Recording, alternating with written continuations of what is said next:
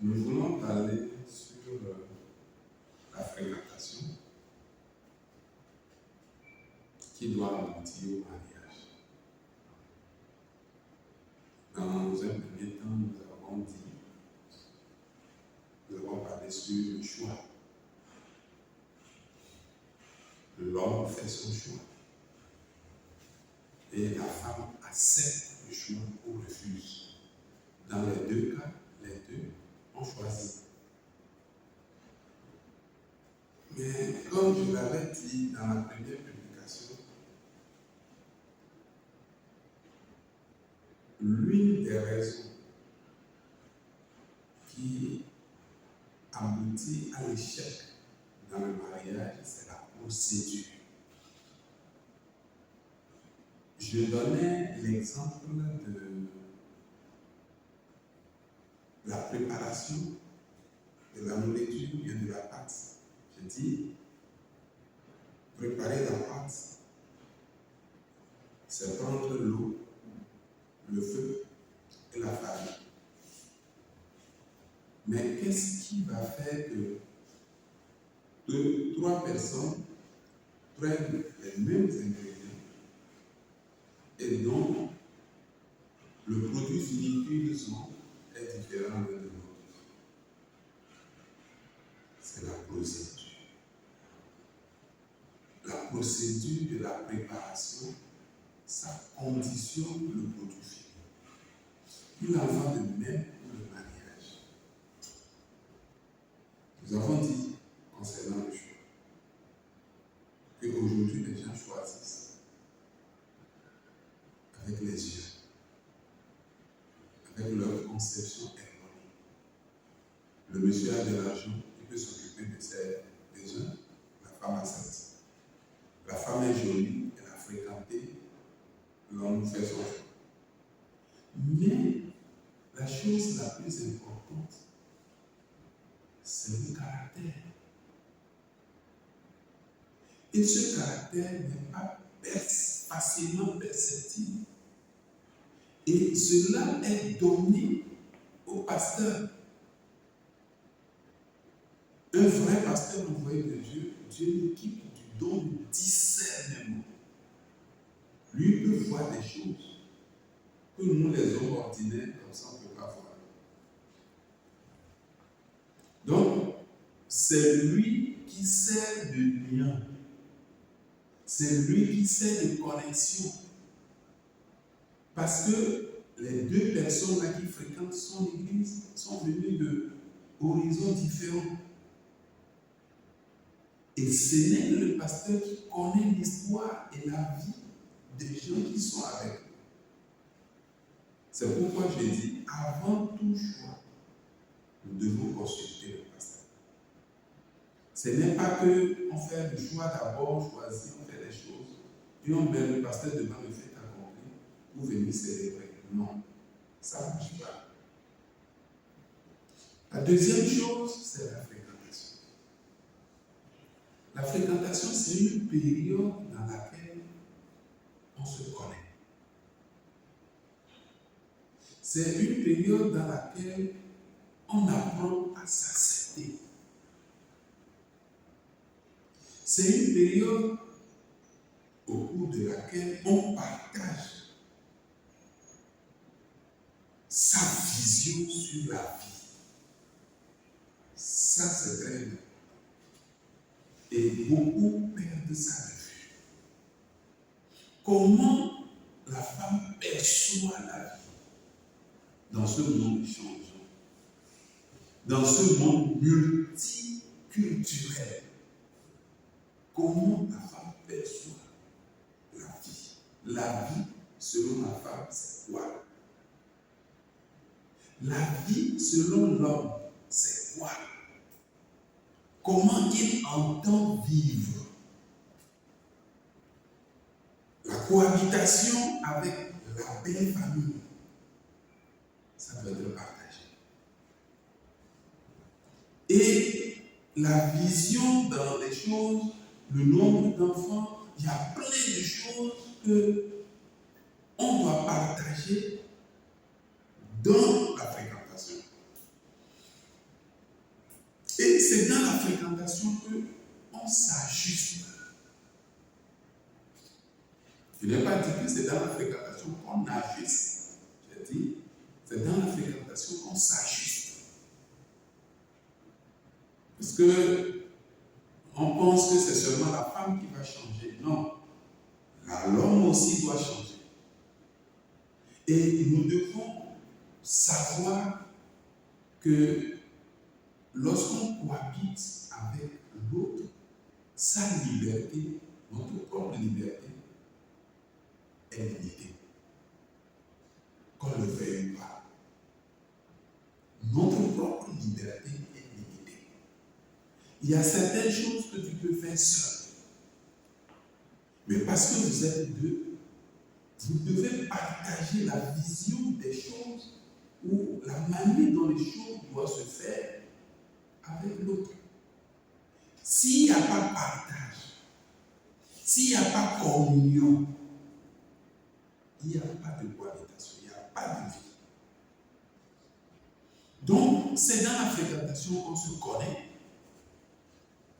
Et dans cette connaissance, il y a beaucoup de choses qui vont avec. C'est pourquoi ça doit être sous le haut patronage de Dieu au travers de son nom. On ne peut pas cacher les choses au pasteur. On doit laisser au pasteur parce qu'il y a beaucoup de choses. La femme va penser qu'elle le fait bien. L'homme va penser qu'elle le fait bien.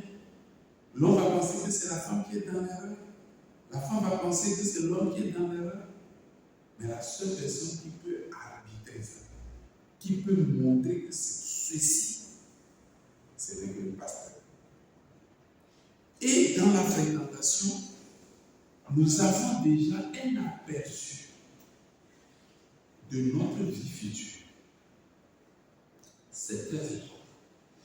La fréquentation, la vie, la cohabitation dans la fréquentation, c'est l'avant-propos. C'est le sommet. C'est l'aperçu. C'est la pépinière de la vie qui va se mener après le mariage. Donc, tous les aspects de la vie doivent être abordés. Nous devons tout dire. Et la femme sait qu'en prenant cette décision pour aller avec tel homme, c'est à quoi s'attendre. En prenant telle décision pour aller avec sa femme, la femme dans le futur, l'homme doit savoir à quoi s'attendre. Et quand toutes ces choses-là sont partagées, il n'y a pas de surprise après le mariage.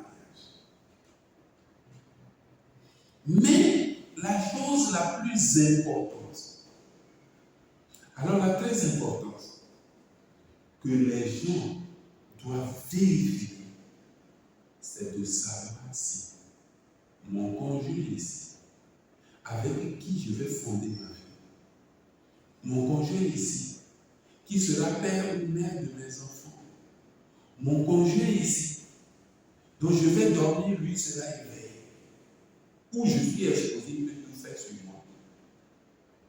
Est-ce qu'il est né de nouveau? Est-ce qu'il est converti? Les gens se jettent dans le mariage sans ces fondamentaux.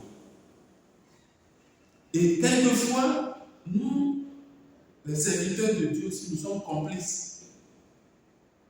Nous ne vérifions pas et nous n'osons pas dire la vérité. Ça ne va pas marcher. Ça ne va pas marcher. Et on se fait des laisser aller. C'est ce qui entraîne le désastre après. Et après, c'est des jugements qui amènent la honte de l'opprobre sur le nom de Dieu, au lieu que le mariage réussi doit être pour la gloire de Dieu. Donc, la chose la plus importante que nous devons vérifier, ce n'est pas si la personne a beaucoup d'argent, ce n'est pas si la personne a un travail qui rémunère bien. Parce que tu peux épouser quelqu'un qui n'a pas suffisamment de moyens aujourd'hui, mais demain, va avoir un bon moyen. Mais nous nous limitons aux choses éphémères. Nous ne nous focalisons pas sur l'essentiel, que pour la plupart du temps, nous ne connaissons même pas. Nous ne connaissons même pas l'essentiel. Donc, l'essentiel ici, c'est la nouvelle naissance. Parce que nous devons savoir que la personne à qui est éduquée, d'une certaine manière, a ramené dans le foyer son éducation.